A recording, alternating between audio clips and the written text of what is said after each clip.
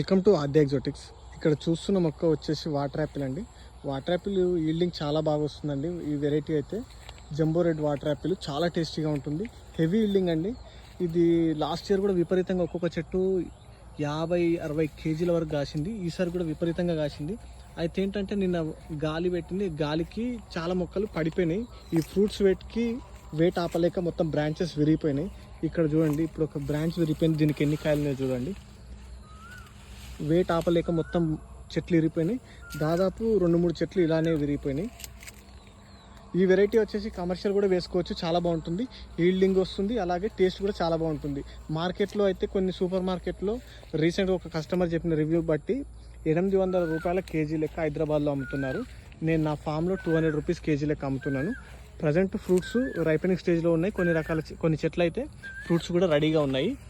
కావాలనుకున్న వాళ్ళు ఇక్కడికి వచ్చి తీసుకెళ్ళొచ్చు. అంటే కొరియర్ ఫెసిలిటీ అయితే అవైలబుల్లో లేదు ప్రజెంట్. Thank you.